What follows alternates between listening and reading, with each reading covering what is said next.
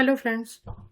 आज हम बात करेंगे assessment of learning and assessment for learning इन दो टर्म्स पर। जैसा कि हमें पता है, असेसमेंट का सामान्य अर्थ होता है आकलन करना, यानी किसी भी बालक के बारे में उसके सभी पक्षों का एक बार आकलन किया जाता है और उसके आधार पर बाद में मूल्यांकन किया जाता है। एक बहुत विस्तृत शब्द है। इसमें दो शब्द इंक्लूड होते हैं, असेसमेंट ऑफ लर्निंग यानी अधिगम का आकलन, और दूसरा असेसमेंट फॉर लर्निंग यानी अधिगम के लिए आकलन। तो आज के वीडियो में हम इन्हीं दोनों टर्म पर बात करने जा रहे हैं और ये देखेंगे कि इन दोनों टर्म में वास्तव में डिफरेंस होता क्या है, क्या होता है अधिगम का आकलन और किसे अधिगम के लिए आकलन कहा जाता है। तो आइए बात करते हैं। सबसे पहले हम देखते हैं, assessment is an essential part of teaching learning process. हमें पता है कि जो असेसमेंट है वो टीचिंग लर्निंग प्रोसेस का एक अत्यंत आवश्यक भाग है, क्योंकि ये टीचर की हेल्प करता है स्टूडेंट की प्रोग्रेस, स्ट्रेंथ, वीकनेस और लर्निंग नीड्स का पता लगाने के लिए। In modern education, assessment is not limited to giving marks और grade. It also supports learning improvement and instructional planning. पहले जमाने में जो लर्निंग होती थी उसको नापने के लिए केवल मार्क्स दे दिए जाते थे, रिजल्ट डिक्लेयर कर दिया जाता था, ग्रेड्स दे दी जाती थी, तो माना जाता था बच्चे का परफॉर्मेंस इतना है। लेकिन आज थोड़ा सा जो सिनेरियो चेंज है और आज के एजुकेशन सिस्टम में केवल मार्क्स को या ग्रेड्स को ही हम असेसमेंट का क्राइटेरिया नहीं मानते, बल्कि बच्चे के सभी पक्षों का इसमें आकलन किया जाता है। इसमें उनकी लर्निंग इम्प्रूवमेंट की जो क्या क्या पॉसिबिलिटीज हैं उनको भी देखा जाता है और इंस्ट्रक्शनल प्लानिंग उसी के अकॉर्डिंग करने की बात की जाती है। तो दो अप्रोचेज होती हैं असेसमेंट के अंदर, पहला असेसमेंट ऑफ लर्निंग और दूसरा असेसमेंट फॉर लर्निंग। इन दोनों के बारे में हम बात करेंगे आगे। Both are plays important role in education but differ in purpose, timing, methods and outcome. तो क्या है इन दोनों में मुख्य अंतर के करके बात करते हैं इसके बारे में। सबसे पहले बात करते हैं असेसमेंट ऑफ लर्निंग की। असेसमेंट ऑफ लर्निंग यानी अधिगम का आकलन refers to the process of evaluating students achievement after instruction has been completed. यानी कि जब बच्चे को इंस्ट्रक्शन दे दिए जाएं, जब उसको अपना कंटेंट डिलीवर कर दे टीचर, या पढ़ाना है जो वो पढ़ा दे, उसके बाद जो असेसमेंट होता है उसे असेसमेंट ऑफ लर्निंग कहते हैं। It measures how much students have learned at the end of unit term of course. यानी जब बच्चे को पढ़ाने के बाद जब हम इस टेस्ट को लेते हैं या इस असेसमेंट को करते हैं तो इस समय ये पता चलता है कि वास्तव में बच्चों ने जो पढ़ाया गया विषय वस्तु थी उसमें से कितना सीखा है। एक पर्टिकुलर यूनिट के बाद, एक टर्म के बाद, एक कोर्स में बच्चों ने क्या सीखा है, उसका टेस्ट लेने के लिए, उसका पता लगाने के लिए जब जो असेसमेंट किया जाता है पढ़ाने के बाद, वो असेसमेंट ऑफ लर्निंग कहलाता है। It is mainly summative in nature. ये समेटिव होता है क्योंकि पढ़ाने के बाद लिया जा रहा है, तो इसी के बेस पर ग्रेड्स और मार्क्स डिसाइड किए जाते हैं। According to educational expert, assessment of learning is assessment designed primarily to determine what student have learned and to report achievement। यानी असेसमेंट ऑफ लर्निंग की अगर हम डेफिनेशन देखें जो एक्सपर्ट्स के थ्रू दी गई है, तो उन्होंने ये बताया है कि ये वो असेसमेंट है जो ये डिसाइड करता है कि बच्चों ने क्या सीखा है और उनके अचीवमेंट का लेवल क्या है, उसके बारे में पता लगाने के लिए ये असेसमेंट ऑफ लर्निंग का टर्म यूज करते हैं। अब बात करते हैं इसके पर्पस की, इसके मुख्य उद्देश्य क्या है। तो इसका पहला पर्पस है टू मेजर स्टूडेंट्स अचीवमेंट। क्योंकि पढ़ाने के बाद लिया जा रहा है तो स्टूडेंट के अचीवमेंट का पता लगाने के लिए काम में लिया जाता है इसको। टू असाइन ग्रेड और मार्क्स, उसी के बेस पर ग्रेड और मार्क्स उसको प्रोवाइड किए जाते हैं। टू सर्टिफाई लर्निंग, इसके आधार पर पता लगाया जाता है कि उसने कितना सीखा है, पढ़ाया हुआ जो विषय वस्तु उसको कितना सीखा है।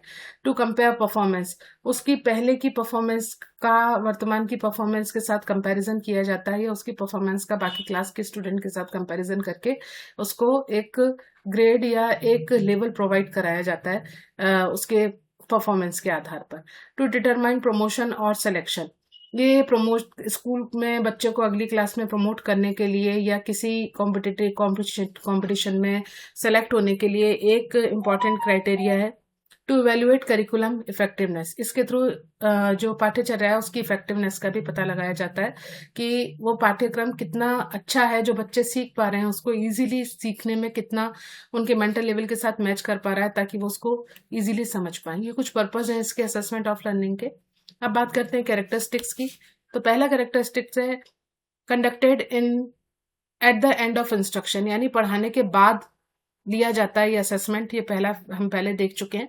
दूसरा समेटिव इन नेचर, इस पर भी हम बात कर चुके हैं। It focus on result and outcomes, ये परिणाम पर और जो प्रतिफल मिलते हैं उन पर डिपेंड करता है। टीचर सेंटर्ड होता है। इसमें फॉर्मल असेसमेंट मेथड का यूज किया जाता है जिसके आधार पर ग्रेड, रैंक और सर्टिफिकेट्स प्रोवाइड किए जाते हैं। ये जनरली स्टैंडर्डाइज्ड फॉर्म में होता है, जैसे फाइनल एग्जाम हो गए या बोर्ड एग्जामिनेशन हो गए, एनुअल एग्जाम हो गए, सेमेस्टर हो गए या टेस्ट हो गए, यूनिट टेस्ट हो गए, कॉम्पिटिटिव एग्जाम हो गए, वो सब जो है असेसमेंट ऑफ लर्निंग के बेस पर तैयार किए जाते हैं। ये उसकी कुछ विशेषताएं हैं।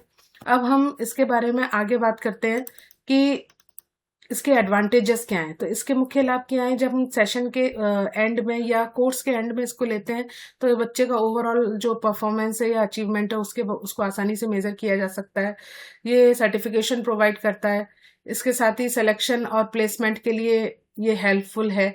और इट मेंटेन्स एकेडमिक स्टैंडर्ड के बेस पे स्टैंडर्ड फॉर्म में बने हुए टेस्ट के आधार पर बच्चा अपनी परफॉर्मेंस देता है, तो ये एकेडमिक स्टैंडर्ड्स को भी मेंटेन करता है।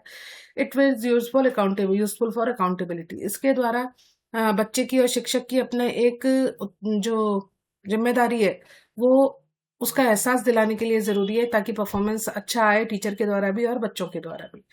लेकिन साथ ही साथ इसकी कुछ कमियां भी हैं, कुछ लिमिटेशंस भी हैं जो इसमें हम बात करेंगे। पहला है, इस तरीके का जो असेसमेंट होता है बच्चों में एग्जाम का स्ट्रेस पैदा कर देता है, क्योंकि उसको अपने आप को पूरे ग्रुप में बेटर प्रूफ करने के लिए कई बार चीज़ों का स्ट्रेस होने लगता है कि कितना उसको पढ़ाई करनी है, कैसे उसको पढ़ाई करनी है, तो उसको स्ट्रेस हो जाता है। It focus more on marks then learning.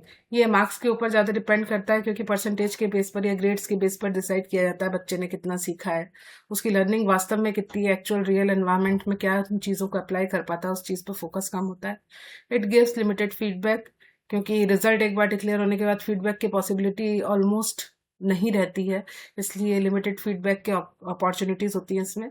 दूसरा, it can not improve on going learning immediately. जो बच्चा सीख रहा है उस लर्निंग के दौरान उसमें किसी भी प्रकार का इम्प्रूवमेंट नहीं होता है, क्योंकि टेस्ट उसके बाद में लिया जा रहा है, तो उस दौरान जब बच्चा सीख रहा है उस दौरान उसको असेस नहीं किया जाता है इसमें। It encourage rote memorization in some cases. कई केसेस में ऐसा भी होता है कि बच्चे रट के अपने मार्क्स को इम्प्रूव कर लेते हैं या अपनी परफॉर्मेंस को बढ़ा लेते हैं, और वास्तव में उसको उतना कंटेंट आए या नहीं आए, लेकिन रटने के बाद वो अपने आंसर को लिखते हैं और ग्रेड मिल जाती है उनको। अब बात करते हैं हम असेसमेंट फॉर लर्निंग की। ये एक बिल्कुल अलग पर्सपेक्टिव है, जहां हमने देखा कि असेसमेंट ऑफ लर्निंग जो होता है वो कोर्स को या एक यूनिट के बाद, एक टर्म के कंप्लीट होने के बाद लिया जाने वाला टेस्ट है। वहीं assessment for learning refers to assessment activities conducted during the teaching learning process to improve student learning. ये जो है असेसमेंट फॉर लर्निंग, ये शिक्षण अधिगम प्रक्रिया के दौरान क्लास में कंडक्ट की जाने वाली एक्टिविटीज या असेसमेंट मोड है, जिसके द्वारा हमें ये पता लगता है कि बच्चे में कहाँ कमियां आ रही हैं और उनको कैसे उसकी लर्निंग को इम्प्रूव किया जा सकता है। तो जब ये क्लास में समय समय पर बीच बीच में किया जा रहा है तो समेटिव नहीं होता है नेचर में, इसका नेचर फॉर्मेटिव होता है। Assessment for learning is the process of seeking and interpreting evidence for use by learners and teacher to decide where learners are in the learning, where they need to go and how best to get there। यानी कि assessment for learning वो प्रक्रिया है जिसके द्वारा ये निर्धारित किया जाता है कि अधिगम जो कर्ता जो है, यानी बालक जो है, वो अपनी अधिगम किस प्रकार करेगा, उसको किस आवश्यकता की जरूरत है, कहाँ उसको क्या क्या जरूरत है अपने अधिगम के लिए, और वो अपनी जो टीचिंग लर्निंग प्रोसेस है उसको किस तरीके से इम्प्रूव कर सकता है। इन सब के बारे में हम इसमें बात करते हैं। अब बात करते हैं हम पर्पस और कैरेक्टरिस्टिक्स की। तो पर्पस इसका जो है वो लर्निंग को इम्प्रूव करना, क्योंकि बीच बीच में लिया जा रहा है ये टेस्ट, इसलिए लर्निंग को इम्प्रूव करता है।